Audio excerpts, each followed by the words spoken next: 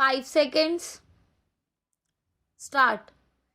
The calling card of India against corruption has been indignant virtue.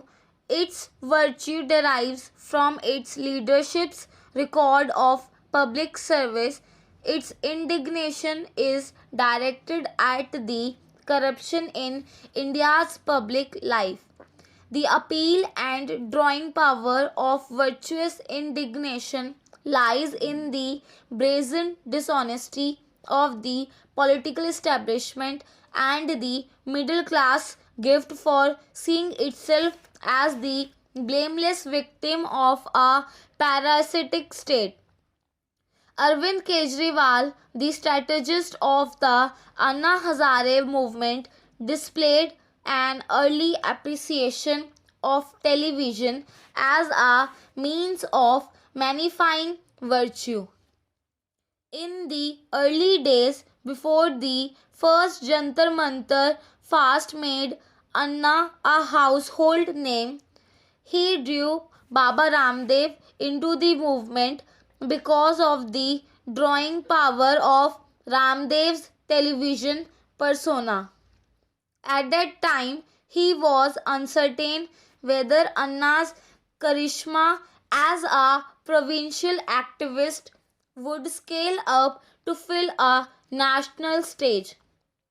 After the landmark Ram Leela ground fast, which delivered the remarkable spectacle of India's imperious political class waiting upon a fasting in every move, Anna's success in creating a civil society juggernaut seemed complete.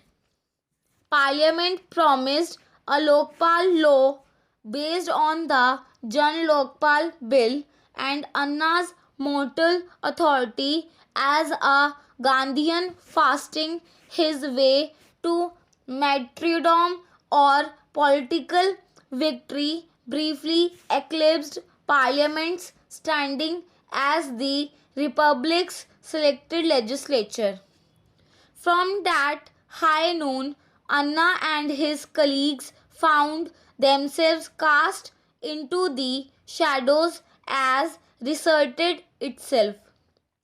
Using its limitless ability to procrastinate, the state denied the IAC its prize, a Lokpal bill it could point to as the first fruit of its popular mobilization.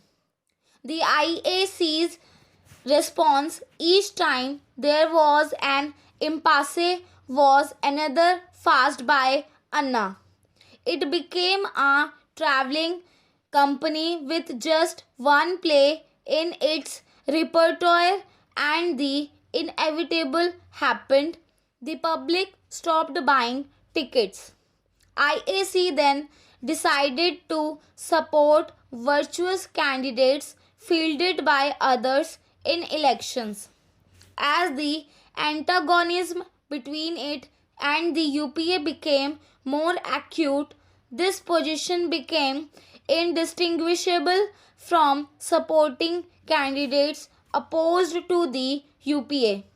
This partnership was justified on the grounds that the governing coalition was principally responsible both for corruption and for stalling corruption's cure, the Lokpal bill. This turned out to be an unsatisfactory maneuver.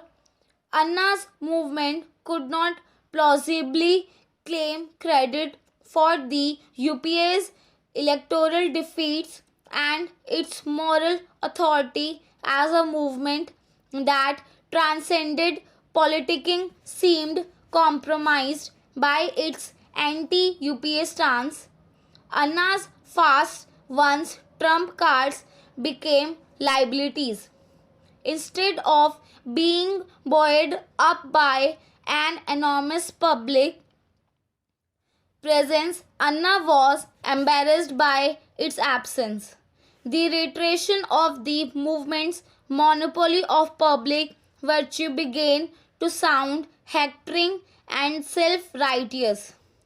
The failure of the current fast at Jantar Mantar to draw crowds or drum up monster media attention led to an abrupt end to the fasting. An enigmatic announcement said that the IAC would supply a political and electoral alternative to India's corrupt parties. Whether this was an improvised response to the failure of the fast or a long standing intention, it represented an advance on the fast fulminate tactic that had thus for characterized the movement.